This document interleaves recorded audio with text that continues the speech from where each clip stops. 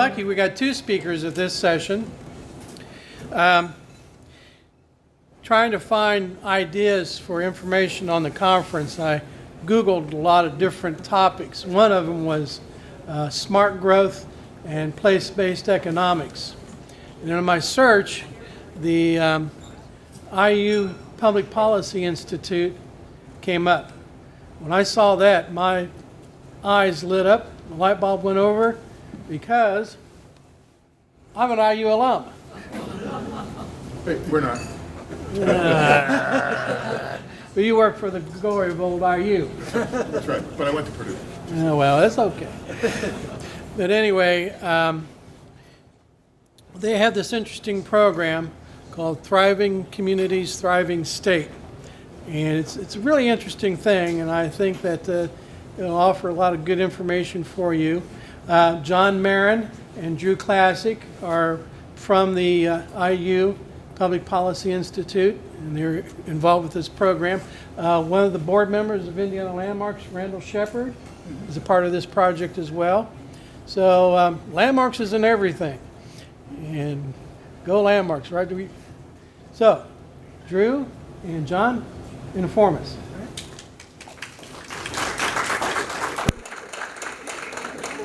Thank you, Matthew. Thank you for inviting us and giving us the opportunity to spend the afternoon in Richmond. Thank you to Marsh and Indiana Landmarks for having us. We actually were able to get over here a little bit early and enjoy some of historic Richmond, so we are happy to take advantage of our opportunity to get off campus and get out of town for a little bit. This is going to be a little bit of an interesting experience for me and Drew. We both give a lot of presentations, and we even share the same table every once in a while, but we've never kind of gone back and forth in the middle of a presentation, handing the microphone back and forth. So we're going to see how this works, and you guys can let us know at the end of the presentation whether this is something we should continue to try or never do again, as the case may be. So I'm actually going to hand it off to Drew.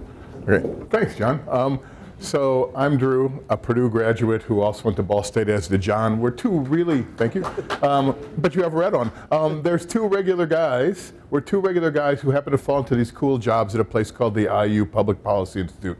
John grew up on a farm in Western Illinois, and I'm as normal as you can be, having grown up in the region. But we have this really cool job where we get paid to do something almost nobody else does, which is to think big and think across silos. And so if you were to ask me what I'm an expert in, and I think John would have to give the same answer, I'm actually an expert in nothing. I'm that rare individual whose job it is, or we're rare individuals whose job it is to think across sectors and think about how things fit together and what that means, okay? And that's what we're going to talk about. I'll tell you how we came to develop the Thriving Indiana project, then John will give you some data. But first, while Emily's still here, I want to say that someday we want to be in a meeting with you, because we give a lot of speeches and people say, boy, do you talk fast? And I think if you and us, if we were in a meeting together, we could book an hour meeting, and in a half an hour we'd be totally done with everything we have to do, and then we'd have a half hour to play.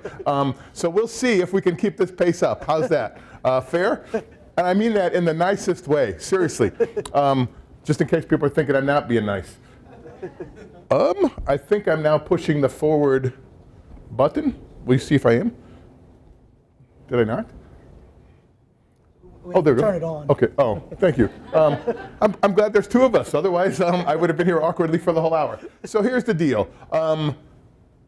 A few years ago, well, John and I both do this. We go to a lot of different communities, and people tell us a lot of different things. And one of the things we constantly hear, particularly when we're in smaller towns that aren't in metropolitan areas, is, what are we doing wrong? Here's the problem. We work really hard. We send our kids off to college, and they never come back. And John and I would sit around and talk and say, boy, we hear that a lot. Is it true, right? And we're paid to think about that kind of stuff, and we're paid to collect data. So one day, I collected some data and said, let's see if that's true or not. And this is projected population change for every Indiana county between 2010 and 2040. If you're red, you're projected by the best, John and I didn't do the projections, it's by the US Census, you're projected to lose at least 5% of your 2010 population by 2040. If you're gray, plus or minus 5%. If you're green, you're going to grow by 5% or more. All of a sudden, we looked at that map and we said, boy, there's some patterns emerging, right? And it's a bit disconcerting to us that there are places that look to be appearing to be dead zones. When we first talked about it, I bravely did this speech that I called the two states of Indiana, and I did it in one of the red counties. And I was quickly told that I was an idiot and that I should not come back to that county, because what I was saying is there's a winning state of Indiana and a losing state of Indiana. And that wasn't my intention at all. My intention was to say, here's the deal. We're all from Indiana, and if any part of us isn't doing well, then no part of us is doing well. And it gets even more complicated than that, because the reason Marion County in the green hunk in the center of the state is doing so well, we're growing by 33%, fastest growing part of the state. The whole reason we're doing that is because those people in Monticello and Paoli and Versailles work hard, send their kids to college, and they move to central Indiana. We gain 20,000 households a year from the rest of Indiana. We lose 2,000 households a year to the rest of the United States. So in our fastest growing, most economically successful part of the state, we grow because of the hard work people in the rest of the state do to make sure their kids can go to college and move to us, right? Which basically means that this next slide should scare you even more. This is population between 2010 and 2004 between the ages of 25 and 64. Same deal. If you're red, you're losing 5% or more. If you're green, you're growing 5% or more, right? If the part that's green grows because of the hard work people in Paoli and Monticello do, by 2040, there's going to be nobody left in big hunks of the state to provide the human capital that drives Indianapolis and central Indiana and a bit Louisville, part of Indiana, et cetera, forward, right? So we've got about 25 years to figure out how to change this, right? Last time I talked about this, it dawned on me that I'm getting close to retirement. These two simple slides may be the most important pieces of work I've ever done in my life, right? It's not like hard work, but to figure this out is a really big deal. And then it dawned on me that John's responsibility, because he's much younger than me, is to make sure that the most important two pieces of data I ever pulled together in my life end up to be wrong, right? So oddly, my goal here is to make sure that these two slides turn out to be incorrect. I might still be alive in 2040. If I am, I hope to find out that these slides are totally off base, right? And that's actually how we came to this notion of thriving communities, thriving state, is we've got to figure out a way to make sure all parts of Indiana are doing well. And if we can't, no part of Indiana will do well. So in a weird way, thriving communities, thriving states is an effort to make sure that I appear to be inept and possibly so wrong that my boss could eventually say, Drew, your most important work's been wrong and we're going to have to let you go. Here's John to take over. Well, now that Drew has scared everyone, my job is to introduce some levity in the conversation. So to help me with that, I bring to you Homer Simpson. If anybody here is a fan of The Simpsons, there's an episode, I think it's a Halloween episode. Homer turns the toaster into a time machine, goes back in time, sneezes on the dinosaur, and all sorts of crazy things happen in modern day Springfield, where he comes back and Bart and Lisa have 5 fingers and 5 toes and look like normal little children.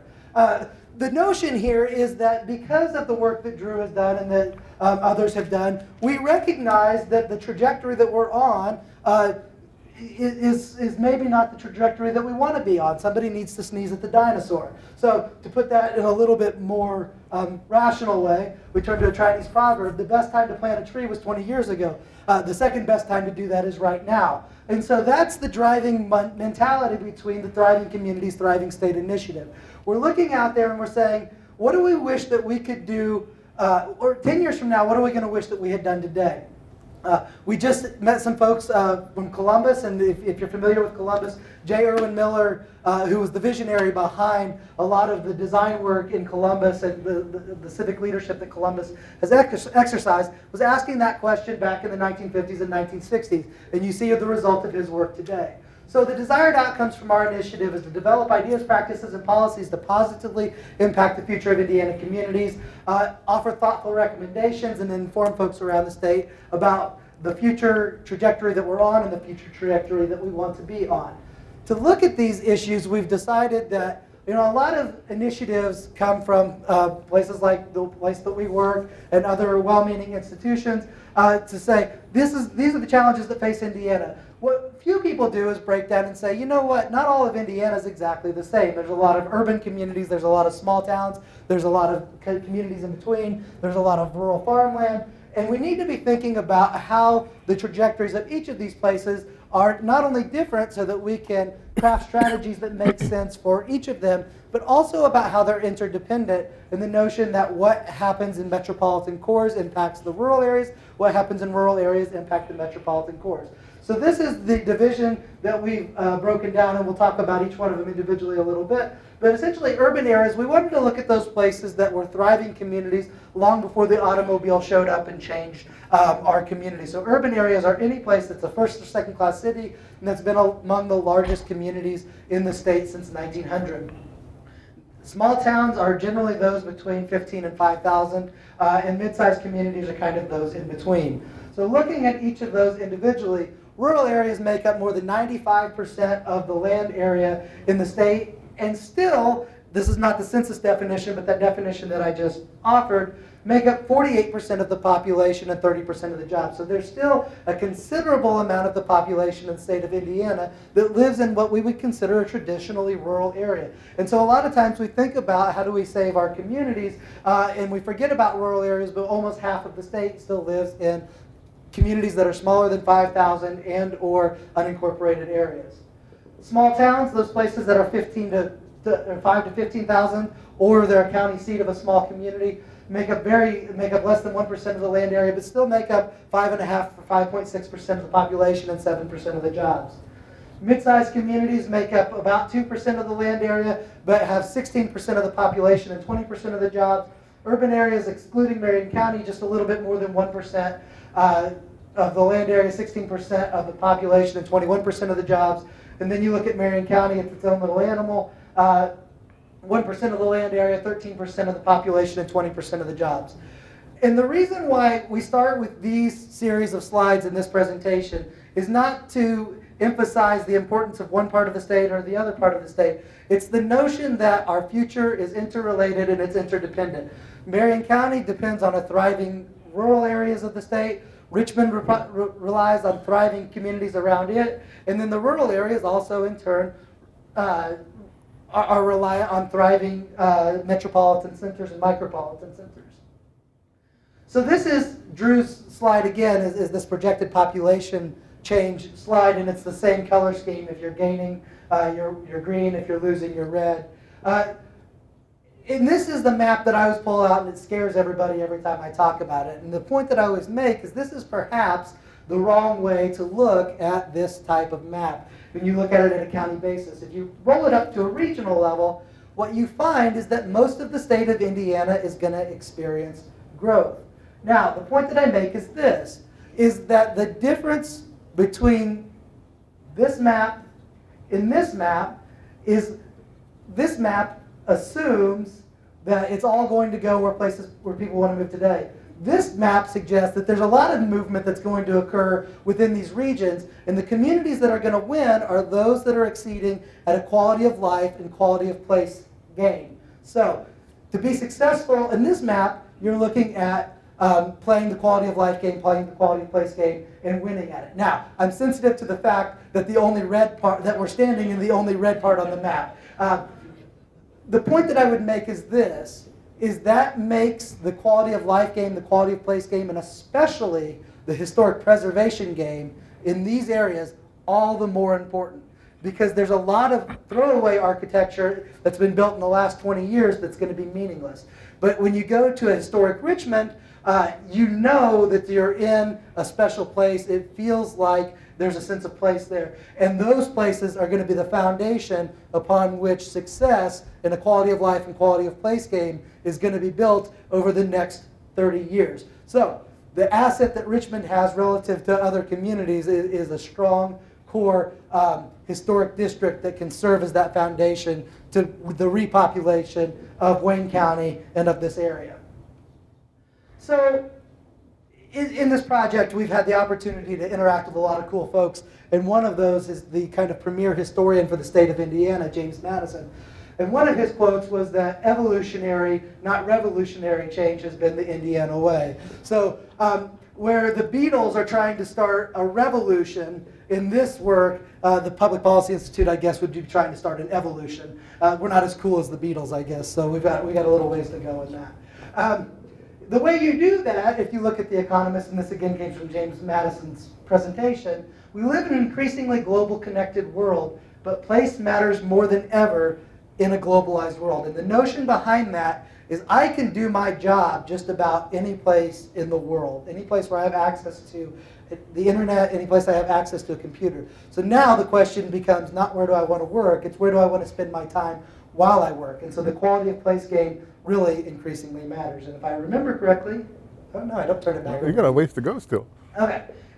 The other point that I always make in a quality of life game is that with that notion that the best time to plant a tree was 20 years ago, but the second best time is now, or what decisions do we wish we would have made now, 10 years from now, the notion that Indiana and really the nation as a whole is getting older. So we need to not think about the quality of life that we wish we had today, although that's important. We also need to be thinking about the quality of life that we want to have 10, 20, 30 years from now.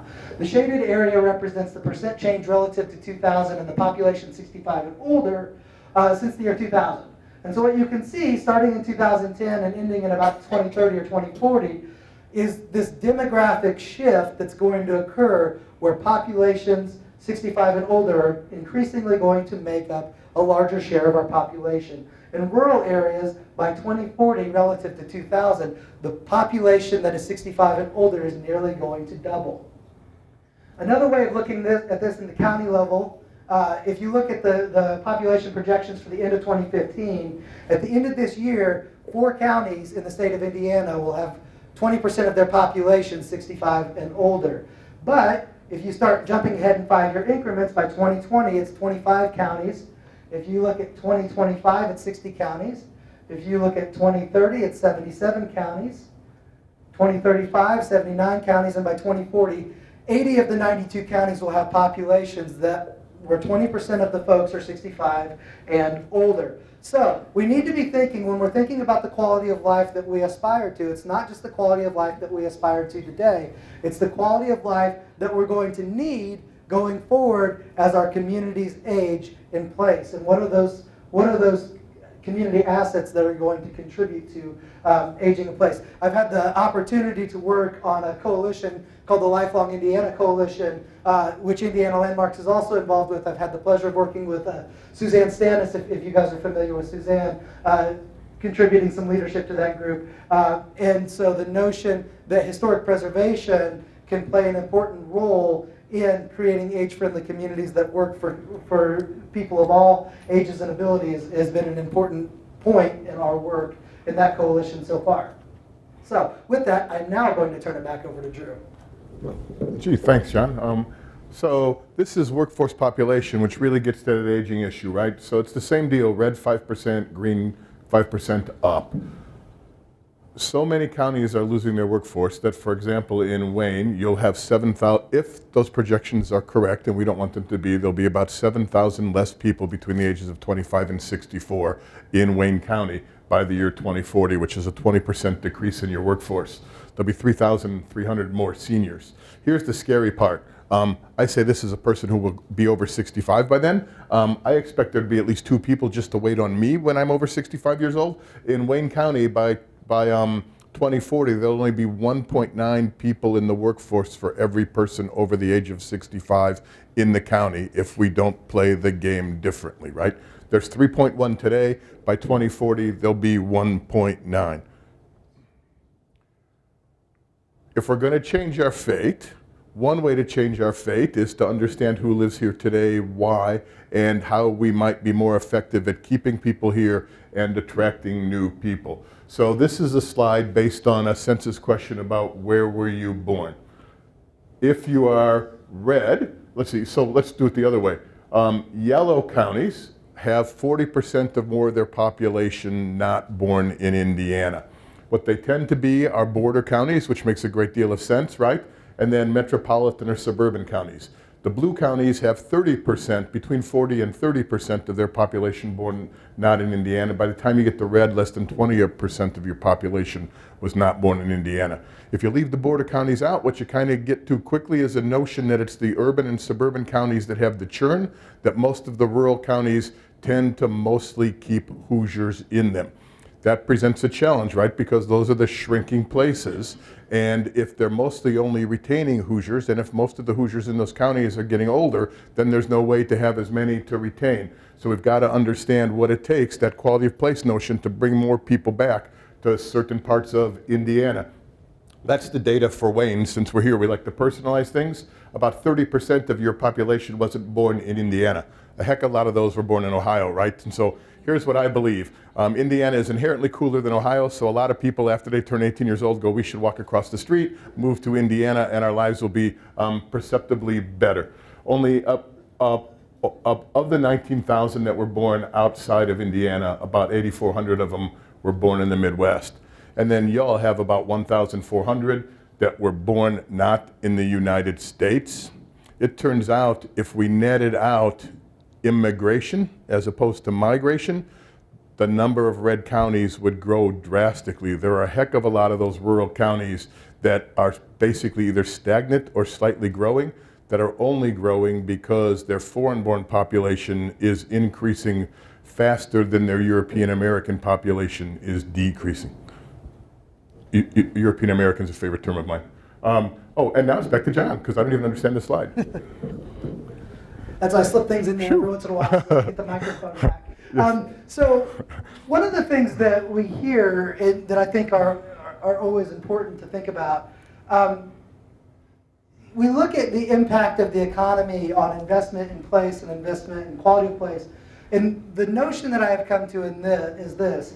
It's a tough game to play, but those communities that position themselves well in the worst of times grow better in the best of times.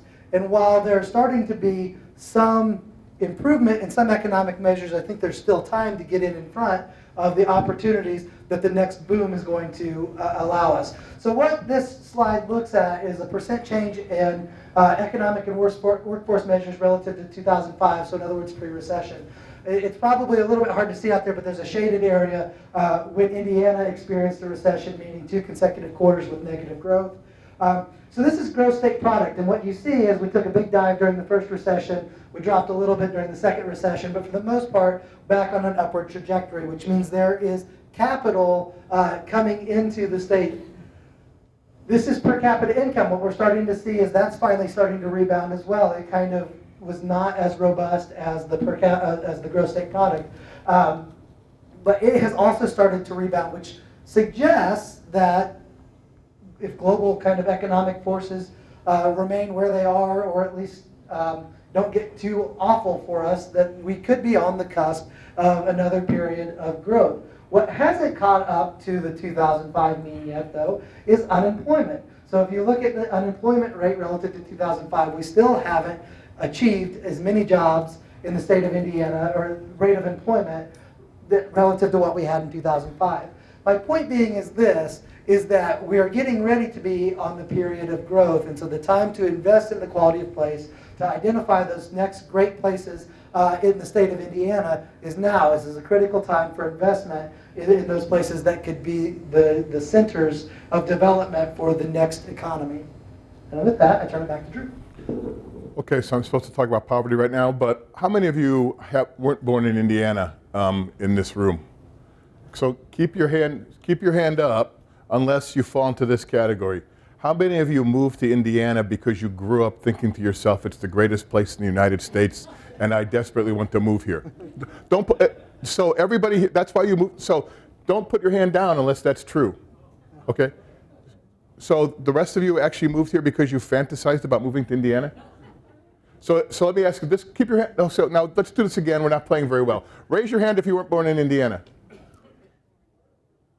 We're not born in Indiana. How many, now put your hand down if you moved to Indiana because you had a job offer here. Really, that's pretty, so this is, you guys are ruining my whole thing. Here's my, when I do this normally, when I say, how many of you moved here because you fantasized about moving to India? You can just put your hands down now. I'm sorry. I never encountered this before. Normally when I play this game and I say, keep your hand up if you didn't, let's see, how do I do this? If I say, put your hand down, if you moved here because you fantasized about moving to Indiana, nobody puts their hand down. And then when I say, did you move here because of your job?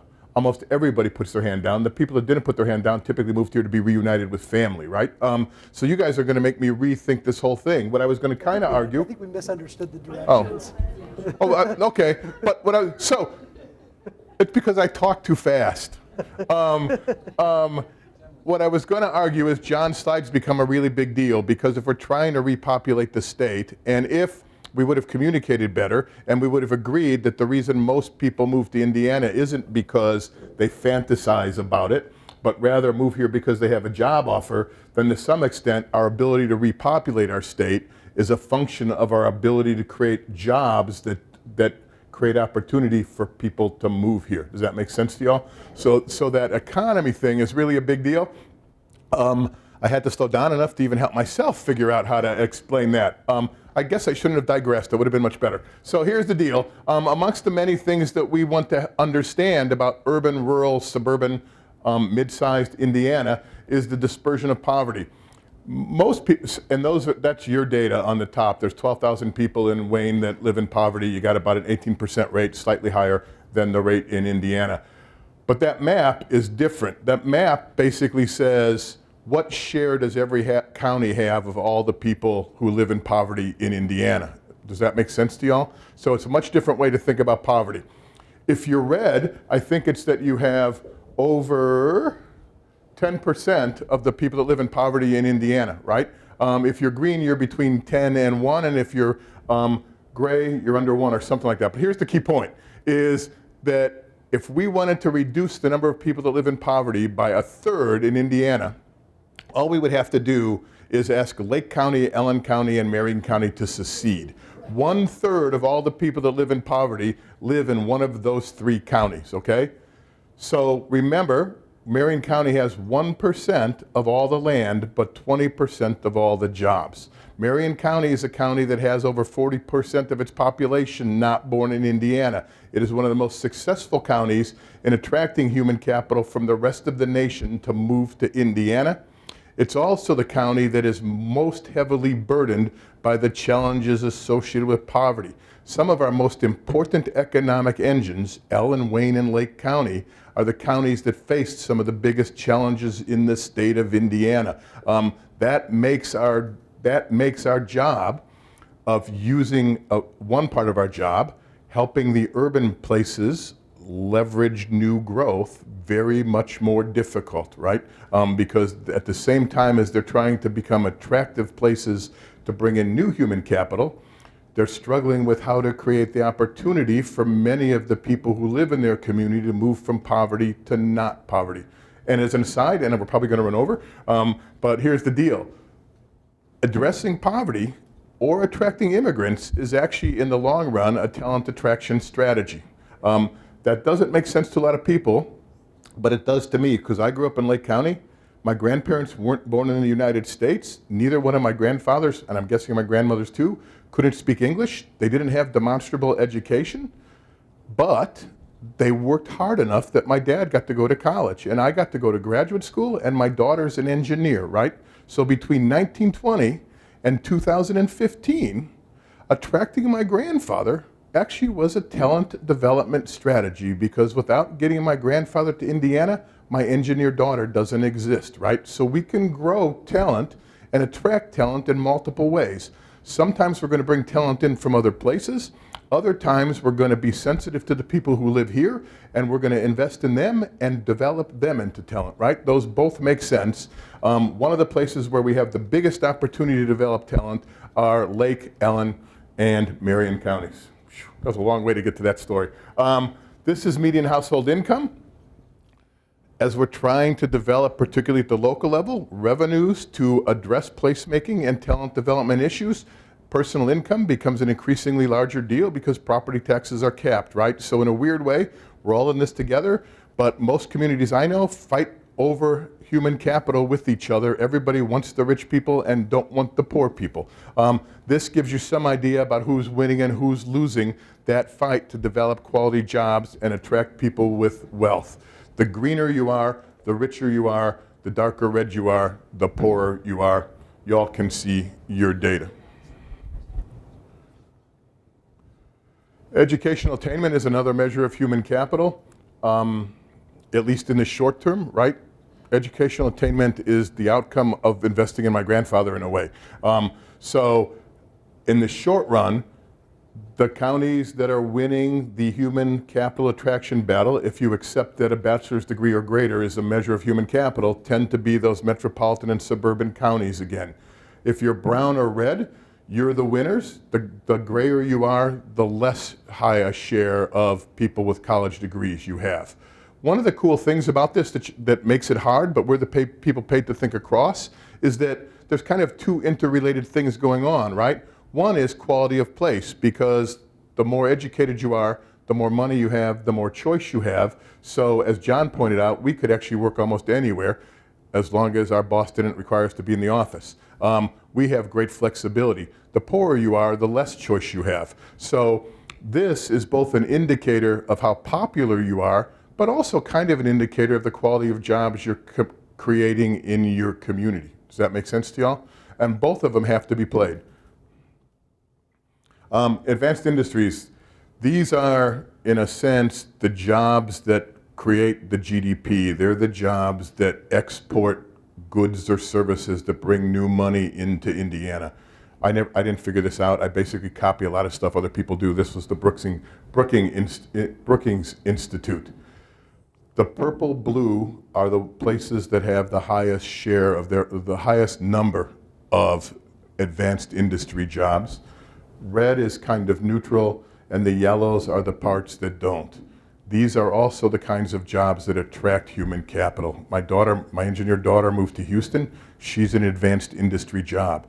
If we could have kept her in Indianapolis, we'd have a little bit better caller in our county, right? We've got to figure out how to do a better job of creating these kinds of jobs, because these are the kind of jobs that induce people with wealth to change the places that they live. Oh, did I turn this off? No. Is this you now, or is this still me? This is you. Oh, man, this is John's chart, and he's going to make me talk about it. So these are, John likes to make things more complicated than me, I think. These are 4 maps on one slide, but they kind of represent everything I talked about. So the first one is gross regional product. The counties that are in red are above the state median, is that right? I pay attention when he gives presentations. I think that's why he did this to me. So the counties that are in red are above the median. You guys are slightly below the median. Indiana's median is about $85,000 of gross regional project per employee. In Wayne, it's $72,000, which is kind of exemplary of the fact that you weren't real high on the STEM jobs. Jobs per 1,000 residents. In Indiana, it's 553. You guys are 532, so you're almost exactly normal. Well done. At least an associate's degree as opposed to a bachelor's degree. Indiana average is 30%, Wayne's is 23.8, and per capita income, you trail the state average by about $5,000 per person. Commuting is still me? This is well rehearsed. No, it's not. He's looking at me like I'm crazy. Well, so so this is why we don't normally trade back and forth. But so the point we were going to make under commuting, which I think both of us were interested in making. So this is perhaps something we should have said earlier. On the thriving communities, Drew is the urban guy, I'm the rural guy. But the point that we're trying to convince everyone is that we're all in the game together. And that's because increasingly, even though state government pays a lot of attention to those arbitrary county lines, we're increasingly playing a regional game. If you go back to that map where I talk about why quality of life matters in the population growth game, it's because people are going to move within a region. I moved to central Indiana because that's where my job is. I live in Irvington because of the quality of life that offers to me. Same thing here. It's increasingly recognizing that we're playing a metropolitan game, we're playing a regional game, and we need to think about our assets from a regional perspective as opposed to a county perspective or a jurisdictional perspective. The other point I want to make with this map is that these are what we call commuting sheds. It's the planner term. These are areas in which more than 5% of the people in a county leave that county and go to another county. So you see the large commuting shed in central Indiana. You see in the size of the circles are the number of cars that come into those areas. So central Indiana has a very large commuting shed and a lot of commuters. No place else in the state has quite that large of a commuting shed, either geographically or in terms of volume. The other interesting point on this map is that two of our key destinations in our state, or for people who live in our state, are out of the state. So the job of Louisville, the job of Chicago, is try to extract as much wealth and human capital out of Indiana as possible. And you see that Chicago, Louisville, and while Cincinnati wasn't one of the top 10 commuting destinations, Cincinnati to a degree succeeded in that. The other third point I will make about this is reflective of a 20th century technology. Essentially, where do the roads run that allow people to get from point A to point B to go work? So, in the 21st century, however, we not only connect through roads, but we also connect through wires. And so broadband connectivity is going to become increasingly important in the ways that we purchase goods, the way that we purchase services, and the opportunities that we're able to do. I mentioned earlier that Drew and I could do our jobs from just about any place in the world as long as there's an internet connection. Well, guess what? If you don't have an internet connection, I can't move there because I can't work there. So this is a map of broadband access in Indiana. And really, when I say broadband access from this map's perspective, what I really mean is internet access. This is a place where you can get, any place in red you can get online in the state of Indiana. In Indiana, it looks pretty good. There's some places in southern Indiana where topography creates a challenge, but for the most part, we do pretty well. However, if we start cranking up speeds a little bit, this is download speeds exceed 1.5 megabits per second. And this is 3 megabits per second. This is 6 megabits per second. I often send emails. I sent an email yesterday that's larger than 6 megabits per second. You start to see the places in the state where it becomes unfeasible to work remotely or to do a job that requires internet access. This is 10 megabits per second. 25 megabits per second. This is where the federal government actually allows you to call it broadband. Before that, it's just internet access. And by this point, we've lost quite a bit of the state. 50 megabits per second, 100 megabits per second, and then you get up to a gigabit per second. You can just see where the fiber lines are. So the point that I make is this. You can run a test on your computer machine, and it'll tell you how quickly you're connected to the internet. And I've run it a couple times at my office, and depending on the day, I'm usually between about 75 and 85 megabits per second, which is fast enough to do anything that I want. I grew up on a farm in East Central Indiana, and I asked my folks to run this same test on their computer, and it's 3.29, which is incredibly slow.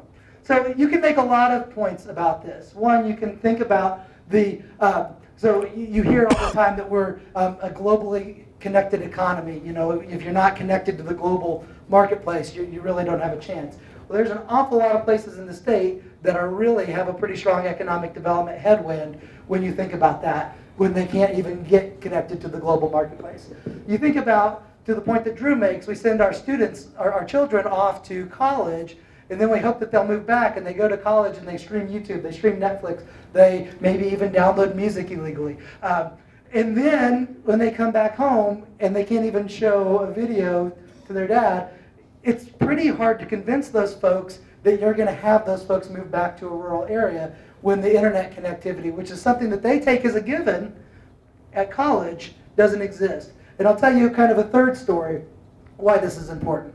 Is not so awful far from here, Wilbur and Orville Wright were tinkering in a garage, and the birth of modern aviation occurred, right? That happened because they had a garage and they had wrenches and they had a bike shop. The entrepreneurships and the innovators of the 21st century that are going to spawn industries might not be holding a wrench, they might be sitting at a keyboard. And if they can't sit at a keyboard and connect to the internet in places, it's awfully hard to think about how the innovation economy is going to get started in a lot of places in the state.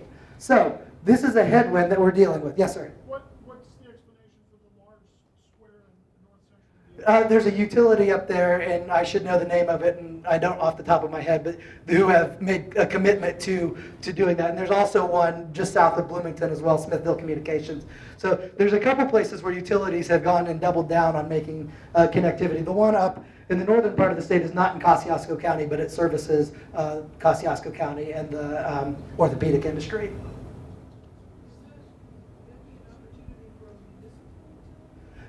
It is, although there's all sorts of laws and regulations governing the telecom industry, and you're playing the game, you're playing at the same table as AT&T and Verizon, and often there's kind of a mismatch of power, capital, and information. Municipalities, as I understand it, which is you probably want to double check anything I'm about to say, through laws that originated from when cable TV first started showing up, have the authority to license, they wouldn't call them monopolies, but essentially license providers to provide to a certain community. So where I live near Irvington in Indianapolis, I can get Bright House, but I can't get Comcast, and that's due to some vestige of some licensing agreement. As I understand it, that actually, well, it makes sense. That's a disincentive for competition, because at that point, once the license is granted, they really have no incentive to increase the speeds. I think the federal government is moving to increase those. The other challenge with this is the technology is changing so quickly that all the telecom industry folks are so worried about putting some sort of infrastructure in place that's going to be obsolete in 5 years. So there are real technical challenges, but as a baseline, it does make it awfully hard from an economic development, from a talent, and from an innovation perspective in large swaths of our state to create those places that can be drivers of the next economy. So I think I'm going to turn it back to Drew. We're at the end now, right? Yes. Yeah. Okay, so you'll be happy to know we're at the end. Before we leave internet behind, I want to say, so I have 2 cats that I inherited from my wife. She passed away a couple years ago. We're not particularly tight, those cats and I, but I order their food on Amazon.com, and it gets delivered to my door the same day, even though I only live 2 blocks away from the pet shop. I find that to be easier. I could live in a small town in Indiana and be 25 miles from a pet shop, and it would actually be easier for me to drive to the pet shop than it would be to order that stuff online, right? If we're going to repopulate rural Indiana, we should probably make everybody have as easy access to that cat food as I do, right? And if anybody wants 2 cats, y'all let me know, and I'll pay for the food for the rest of their life. Either way, she promised me she would outlive them. Either way, here's the deal. So I said okay, and then it turned out it was the only lie she ever told me. How's that? So here's the deal. The thing we've been talking about is thriving states, thriving community, and kind of trying to give you some of the logic of how we got there from both the rural and the urban perspective. We thought that would be cool. I suspect from standing up here, we have some refinements to make before we try this again. But we hope the biggest point we made is that we may live in different places, but our future is interconnected, and our future isn't very bright unless we change the way we behave. If you remember nothing else from this, what you have to remember is that we're a state populated with a whole lot of good, hardworking people who are very well working today to try to make Indiana better. The projections we've showed you include all that. And so if we keep only trying as hard as we are, and only doing what we're doing, those maps that I want to be wrong will come true, right? We have to figure out a way to play a different game than we are playing today. I suspect that starts with us stopping to fight amongst rural and suburban communities and trying to be the winner, and starting to understand that sometimes what's good today for urban might be good 10 years from now, suburban and rural, right? Or what's good for rural today might be really important for urban a decade from now. That's part of mine and John's job, is to make people think over time again instead of about winning today. And if we do that, we might be able to change our fate.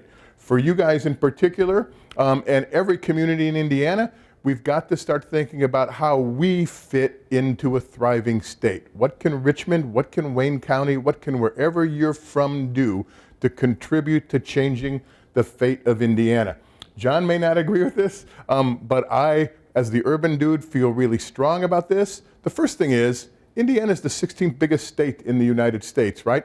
When I go anywhere else and I tell people I'm from Indiana, they think I'm from a small backward state that's like this collection of soybean and farms and corn farms with the occasional barn and house in it. And I want to say, you know, we're bigger than you are. We're the 16th biggest state in the entire nation when it comes to population. I'd argue we're not so much a small state with a collection of small towns anymore. Rather, we're increasingly becoming a metropolitan state with a dash of kind of rural soul. And that becomes our challenge, is how, as you raise your kids and they move to metropolitan areas, how do we keep those kind of unique cultural values that are Indiana alive? Because it's what makes us special as we move from being rural to urban. And if we don't accept that for the foreseeable future, we're not likely to thrive, right? So the question is, so I kind of said that, how will you adapt and keep those quintessential Hoosier things while learning to function in a new world so that we can change the fate we have? That's really the purpose of thriving state, thriving communities, is to help each community think hard about what it can do better and how it wants to adjust its fate to contribute to a collectively better future for the state of Indiana. Is that you again? Yes, as he moves towards me. So this is the part where maybe I should apologize to Matthew, because he asked us to come and talk about thriving states, and we just told the story that we wanted to tell. That's always the danger of giving either Drew or me the microphone. Just a couple quick nuts and bolts about thriving communities. What the actual way in which the process is unfolding is that there are 3 commissions. There's an urban commission, which Drew is the staff for. I'm the rural commission, and our colleague Jamie Palmer is the mid-sized suburban commission.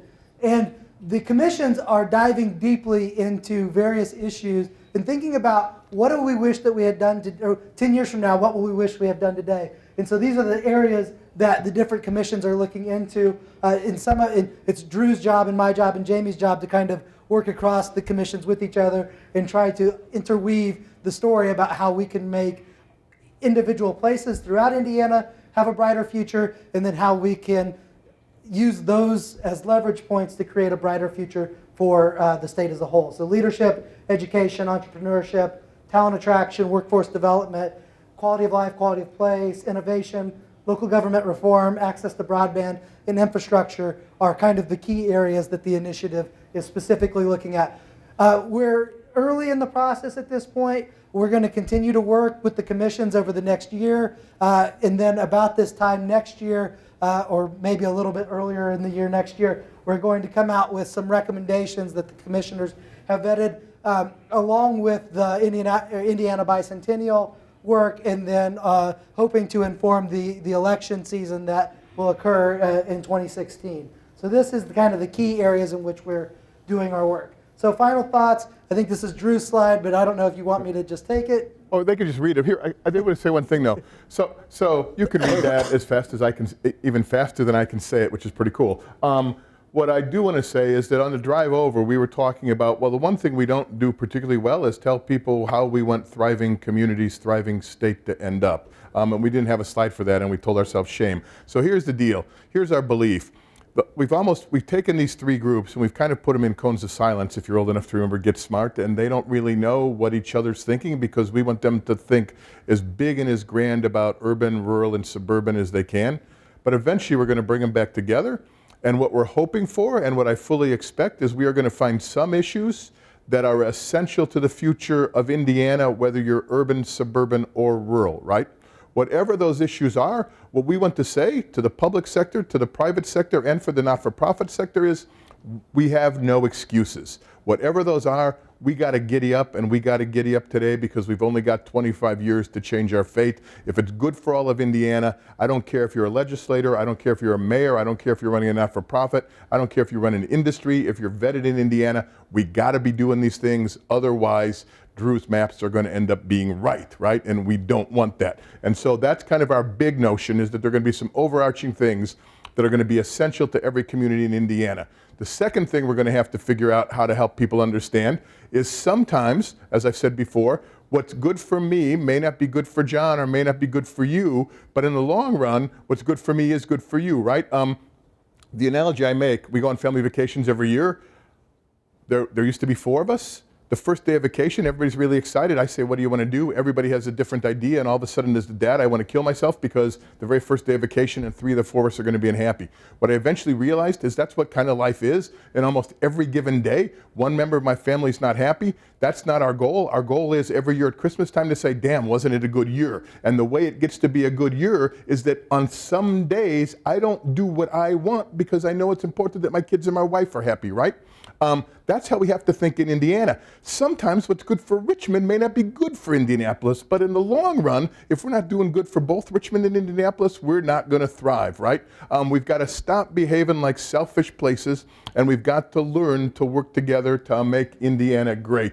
And if we remain committed to that, you can each have your own niche, and we can do much better in the state of Indiana. If thriving communities, thriving states can contribute to that at all, I will retire a happy old man. You can ask any question you want, but we probably took too much of your time. I found out today I'm a slow talker. Thanks for listening to me. And John.